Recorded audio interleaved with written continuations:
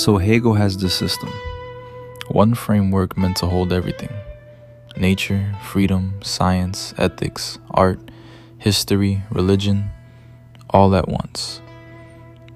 But there's a problem. You can't just hand someone that system and expect them to accept it, because most people don't feel the need for it.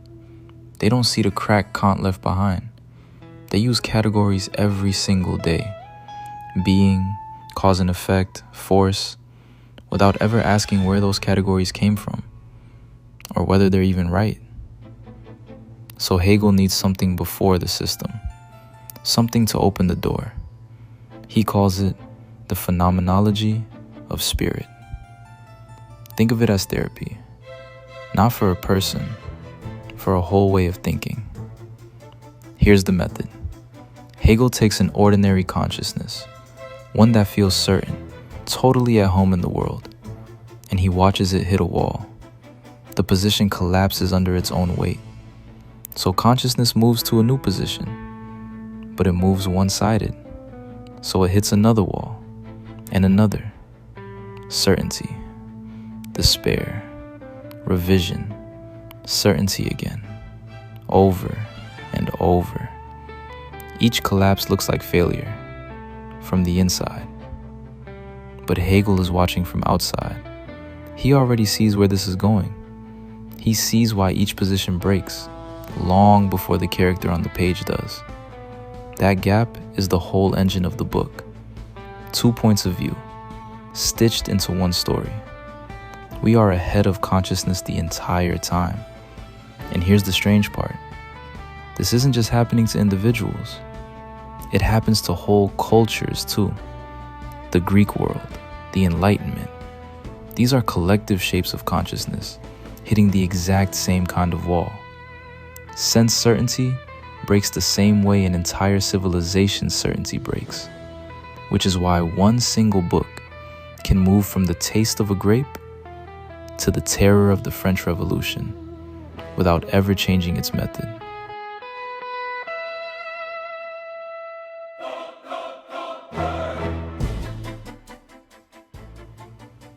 By the end, consciousness stops blaming the world for its own confusion.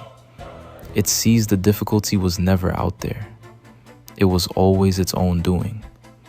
And only then, only after the walk through despair, is it ready for the real system. The logic.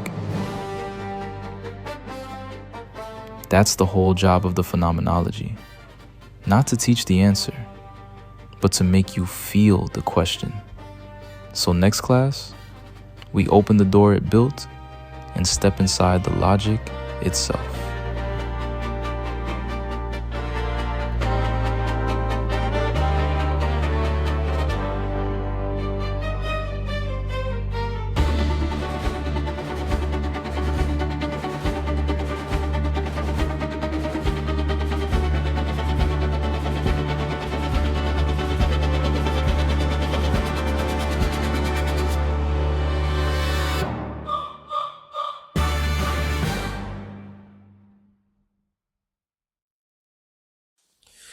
Before we go on, a quick aside.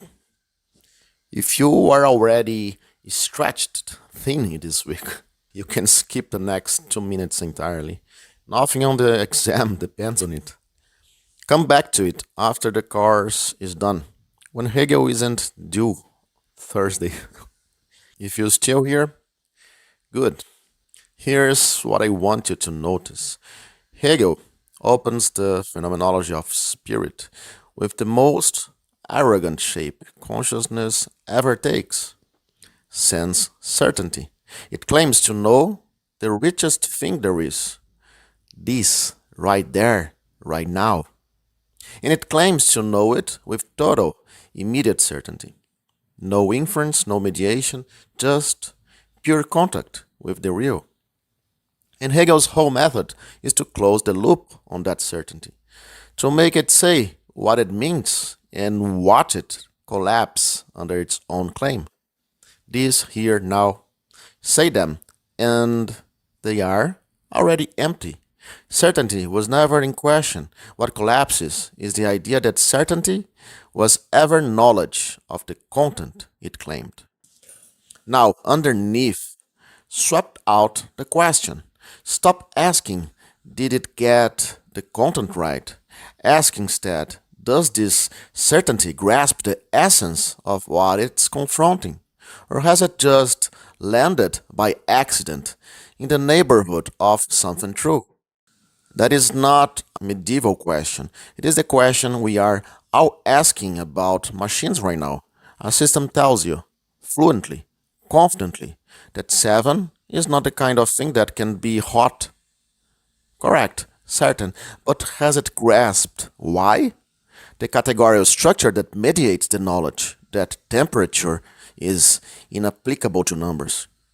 Or has it simply closed on the right answer the way sense certainty closes on this without ever touching the essence that would make the certainty knowledge rather than a lucky coincidence of pattern?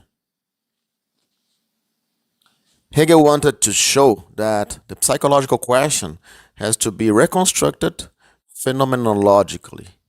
One needs to point not to certainty itself, but to the mediating framework that is doing the work for the certainty.